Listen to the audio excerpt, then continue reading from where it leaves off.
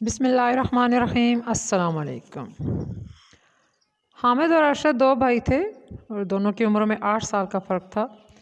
حامد بڑا تھا، والدین کی سرپرستی میں کچھ عمر گزار لی تھی، ذہین بھی تھا جس سے اس کی شخصیت میں خود اعتمادی تھی۔ نڈر پن سر چڑھ کے بولتا تھا، تعلیم بھی حاصل کر لی تھی، جبکہ چھوٹا ارشد والدین کا سایہ نہ ملنے کی وجہ سے جوائنٹ فیملی میں چچا چاچیوں کی مار ڈانٹ ڈپٹ نے اس کو نفسیاتی طور پہ انتہائی کمزور کر دیا تھا۔ اس کی شخصیت عجیب ٹوٹ پھوٹ کا شکار تھی۔ وہ اپنی طرف سے جتنا بھی اچھا کرنے کی کوشش کر لے، اسے کبھی کسی نے اچھا نہیں کہا تھا۔ ہر وقت کی تنقید، نکتہ چینی اور لان تان نے اس کے اعتماد کو صفر کر دیا تھا، اور ستم سا ستم یہ کہ حامد بھی اسے ہی غلط کہتا تھا۔ مار ڈانٹ زندگی بھر کا معمول رہا۔ بڑے تایا کا بیٹا بزنس مین تھا۔ حامد کی ذہانت سے فائدہ اٹھانے کے لیے اس نے اپنے ساتھ ملا لیا۔ وہ نہ صرف حاضر دماغ تھا بلکہ مارا ماری میں بھی وہ اپنا ثانی نہیں رکھتا تھا۔ جب حامد کو بزنس کی سمجھ بھی آ گئی اور اپنی ذہانت اور ہمت سے کزن کو حاصل ہونے والے فائدے کا بھی علم ہو گیا اور اپنا ہاتھ بھی مضبوط لگا، تو اس نے اپنا پراپرٹی کا الگ بزنس کرنے کا اعلان کر دیا۔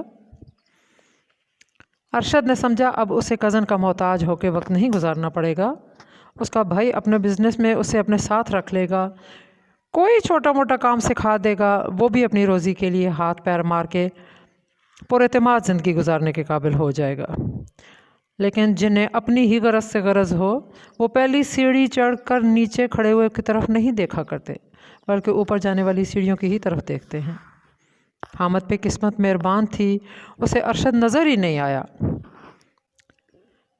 اب اپنے تو کیا، غیروں نے بھی دو بھائیوں کے درمیان موازنہ کرنا شروع کر دیا کہ ایک بھائی آسمان کی بلندیوں کو چھو رہا ہے، دوسرے کو جینے کا ڈھنگ تک نہیں آیا، کوئی سلام بھی کرے تو کانپ جاتا ہے، کوئی آواز تک دے تو بدک جاتا ہے، یہ کیا کرے گا، اس سے کچھ نہیں ہو سکے گا، کہیں بھائی کے کیے کرائے پہ بھی پانی ہی نہ پھیر دے۔ یعنی قبل از وقت کے اندازے اور پیشن گوئیاں، جبکہ اللہ تعالیٰ نے اپنے کارخانہ قدرت میں کسی کو بیکار پیدا نہیں کیا۔ کون کہاں کس کے کام آتا ہے قبل از وقت کوئی کیسے بتا سکتا ہے؟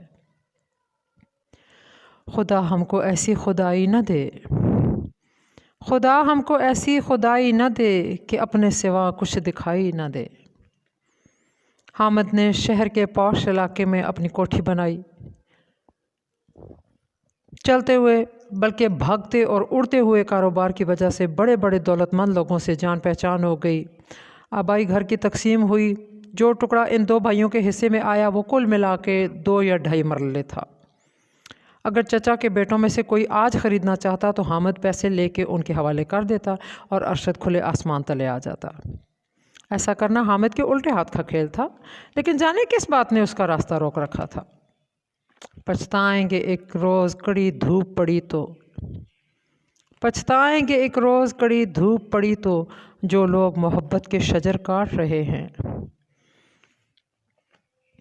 ارشد دن ادھر ادھر گزارتا اور رات کو اس پرانے نیم بریدہ گھر میں بسر کر لیتا۔ حامد کو کسی امیر کبیر گھر سے رشتے کی آفر آئی جو اس نے قبول کر لی، کروڑوں کا ادھر ادھر لینا دینا ہوا اور شادی ہو گئی۔ ویسے تو حامد اپنے علاقے کے لوگوں کو منہ نہیں لگاتا تھا، لیکن کبھی کوئی پلاٹ وغیرہ خریدنے کی بات کرتا تو ضرور ملتا۔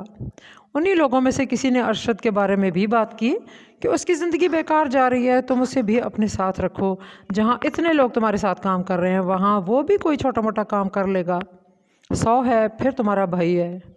حامد نے سوچا اس سے پہلے کہ یہ باتیں شہر کے دوسرے کاروباری لوگوں کے کانوں تک پہنچیں اور وہ حامد کے بارے میں کچھ ایسا ویسا سوچنے لگیں، بہتر ہے کہ ارشد کو اپنے ساتھ شہر لے جائے اور گھر کے کام کاج ہی کروا لیا کرے، لوگوں کے منہ بھی بند ہو جائیں گے۔ اس کے بلانے پر ارشد شہر تو پہنچ گیا، لیکن جا کے بھابھی کا نوکر بن گیا۔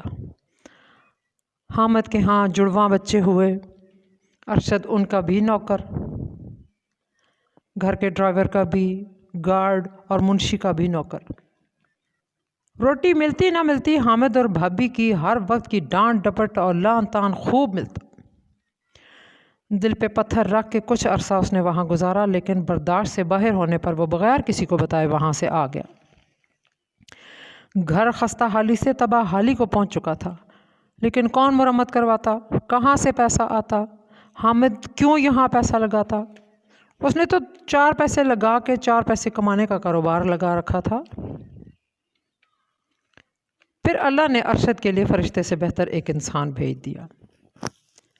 मोहल्ले का कोई आदमी बैरून मुल्क से आया, उसने अरशद और उसके घर की हालत देखी तो अपने माल और कारोबार की ज़कात का पैसा लगा के अरशद का पुराना घर तोड़ के नया घर बना दिया और शहर की फ्रूट मंडी में फ्रूट का छोटा सा ठैया खोल के दे दिया, जिससे वो अपनी 2 वक्त की रोटी इज़्ज़त से कमाने लगा। हामिद के यहाँ 3 बेटे थे। कोठी और 50% कारोबार तो वैसे भी बीवी के नाम था। जिनके पास अंधी दौलत हो उनके दिमाग तो यूं भी 7वें आसमान पर रहते हैं। हामिद किसी गमी शादी पे घर आया। जब उसने अपने घर की हालत देखी तो अपना हिस्सा बेचने के लिए कज़न से सौदा चलाने लगा। शाम को अरशद जब अपने घर पहुंचा तो कज़न ने बताया कि हामिद का इरादा ऐसा है। तो अरशद ने बड़ी आजिज़ी और सब्र से काम लेते हुए कहा, वो मेरा भाई है, उसका हिस्सा है इस घर में, वो आधा तो क्या सारा बेचते, मैं कौन होता हूँ एतराज़ करने वाला। ज़मीन बाप की है और छत ज़कात के पैसों की। शायद जुल्म की ये आखिरी कील थी जो हामिद ने अपने हाथों अपने तकब्बुर की ताबूत में ठोंकी थी। गज़ब की धूप थी अपनाइयत के जंगल में, गज़ब की धूप थी अपनाइयत के जंगल में, शजर बहुत थे मगर सायादार कोई ना था। हामिद ने कज़न को ये बात भी बताई थी कि अगर वो लोग नहीं ख़रीदेंगे तो वो बाहर किसी को बेच देगा और फिर एतराज़ कोई ना करे। अरशद ने फ्रूट मंडी में रात की चौकीदारी करने वाले 2 लोगों से बात की और वहीं बिस्तर डाल के शब बसरी करने लगा और रात को एक आध चक्कर उनके साथ मंडी का भी लगा लेता कि भाई जैसे करता है करता रहे, वो उसके रास्ते की रुकावट नहीं बनेगा। वही हुआ। हामिद ने कज़न का अपना घर बेचा, रकम जेब में डाली और शहर चल दिया और अरशद का हिस्सा यूं ही खुला पड़ा रह गया। चांदनी के डूबते ही घर में क्या रह जाएगा, चांदनी के डूबते ही घर में क्या रह जाएगा, तुम चले जाओगे दरवाज़ा खुला रह जाएगा। कहते हैं औरत माँ हो, बहन हो, बीवी हो या बेटी, वो मर्द का खूंटा होती है। मर्द दिन कहीं भी गुजारे, जहाँ तक चाहे चला जाए, लेकिन रात को हर सूरत घर लौटता है, इस फिक्र में कि उसकी हिफाजत में रहने वाली औरत घर पे अकेली है। लेकिन अरशद को घर लौट के आने पर मजबूर करने वाली कोई ऐसी हस्ती मौजूद नहीं थी। वो कटी पतंग की तरह इधर उधर उड़ता दूर, बहुत दूर निकल गया था। वक्त गुजरता रहा। पहले तो कभी कभार कज़न से मिलने हामिद आ जाता था, लेकिन दौलत के फ़र्क ने फासले इतने तवील कर दिए थे कि सब एक दूसरे से खो से गए थे। अरशद को फ्रूट के कारोबार की थोड़ी समझ आ गई और कुछ पैसे भी बन गए तो उसने मंडी में से कारोबार लपेटा और मेन रोड पे स्टॉल लगा लिया और साथ 1-2 मज़दूर भी रख लिए, जहाँ से बड़े अमीर कबीर इलाकों के लोगों का गुज़र होता था। किसी ने क्या ज़बरदस्त बात की है कि दुनिया गोल है, जिस नुक्ते से शुरू होती है घूम घुमा के उसी पे आके वापस रुकती है। एक दिन एक गाड़ी अरशद के स्टॉल के पास आके रुकी। ड्राइवर बाहर निकला। फ्रूट ख़रीदते हुए उसने गौर किया कि आदमी कुछ जाना पहचाना लग रहा है। सलाम दुआ में जान पहचान भी निकल आई। वो हामिद की पड़ोस वाली कोठी वालों का ड्राइवर था और अरशद को उसने वहाँ काम करते हुए देखा था। अमर बलोच कहती हैं कि आज फिर दिल ने ये चाहा कि तेरी बात करें, आज फिर हम के उम्मीदों से सहारा मांगें, आज फिर तू कि जिसे हमसे सरोकार ही नहीं, आज फिर हम के फ़कत साथ तुम्हारा मांगें। अरशद ने हामिद के बारे में सवाल किया तो वो आदमी उछल के रह गया कि तुम्हें वाकई कुछ इल्म नहीं अपने भाई के बारे में। अरशद की तो जैसे जान ही निकल गई। तफसील बताते हुए उसने बताया कि हामिद का इंतहाई ख़तरनाक एक्सीडेंट हुआ था। जान तो बच गई, लेकिन सर की चोट इतनी शदीद थी कि दिमाग के काफ़ी सारे फंक्शंस फेल हो गए हैं। ना वो सुन सकता है, ना बोल सकता है, सिर्फ देखने की सलाहियत सलामत है। जिस्म का तवाज़ुन भी बरकरार नहीं रह सकता, वो तो ज़िंदा लाश के जैसे पड़ा है। बीवी बच्चे घर के उस हिस्से में जाते ही नहीं जहाँ हामिद पड़ा रहता है। बस एक मुलाजिम है जो उसके मुंह में कुछ खाने पीने की चीज़ें डाल देता है और कपड़े बिस्तर तब्दील कर देता है। पूरा कारोबार बीवी के नाम हो गया, जिसे अब उसके भाई चला रहे हैं और मौजें कर रहे हैं। अरशद की तो चीखें निकल गईं। वो उसके साथ ही गाड़ी में बैठा और सीधा हामिद के घर जा पहुंचा। जिस हाल में उसने अपने भाई को देखा उसका बस नहीं चल रहा था, वरना वो पूरे जहां को अपना वावेला सुनाए। वो अपने भाई से लिपट के धाड़े मार मार के रोया। उसने कहा, सब कुछ आप लोग ले लो, मुझे मेरा भाई दे दो। पीर नसीरुद्दीन नसीर फरमाते हैं, वो मेरा दायरा है और मैं उसमें मुक़य्यद हूँ। वो मेरा दायरा है और मैं उसमें मुक़य्यद हूँ। मैं चाहूँ भी नसीर उससे कभी बाहर नहीं जाता।